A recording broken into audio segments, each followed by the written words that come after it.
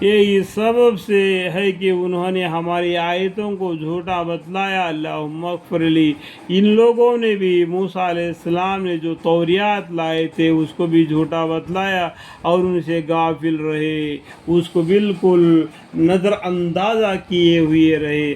آج کل مسلمانوں کو بھی دیکھو، قرآن کو ہر دن پڑھنا، ہر ہفتہ پڑھنا، ہر سال پڑھنا، ہر رمضان میں پڑھنا، ہر وقت میں پڑھنا۔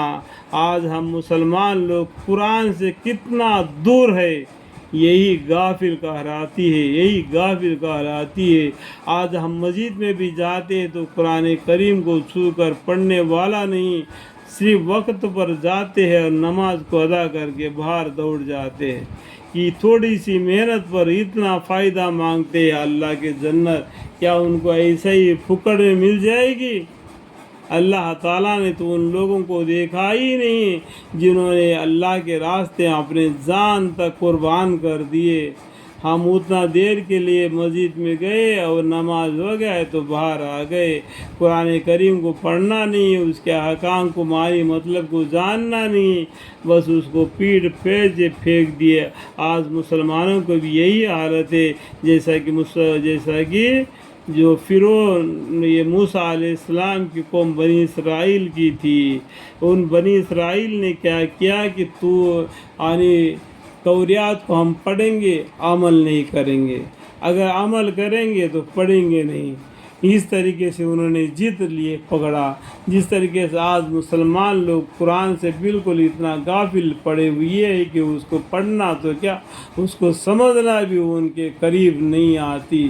اور اللہ تعالیٰ نے طور پہاڑ کو اٹھا کر اور بنی اسرائیل کے سر پر رکھ دیے، جلدی قبول کرو یہ توریات کو اور اس کو پڑھو اور اس کے ساتھ اپنے زندگی عمل کرو، اگر ورنہ اس طور پہاڑ کے نیچے دب کر ریزہ ریزہ ہو جائیں گے۔ تو اس طریقے سے طور پہاڑ کو نکال کر ان کے سروں پر رکھ دیا تو یہ لوگ جھک گئے، اور پہاڑ نیچے آ گئے تو اور جھک گئے، اور نیچے آ گئے تو زمین پر لیٹ گئے، اور نیچے آئیں گے تو یہ ابھی پھس جائیں گے۔ اس ٹائم پر کہنے لگے کہ ہم ایمان لائیں گے اور توریات پر اور ایمان لائیں گے، اللہ کے حکام پر ہم ایمان لائیں گے، موسیٰ علیہ السلام پیغمبر بول کے اور ان کے وحی کی باتوں پر۔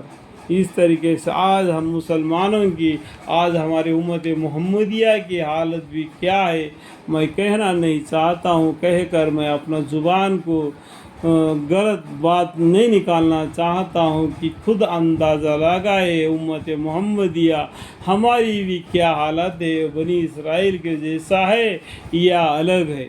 اللہ تعالیٰ سمجھنے کی توفیق عطا فرمائے، آمین۔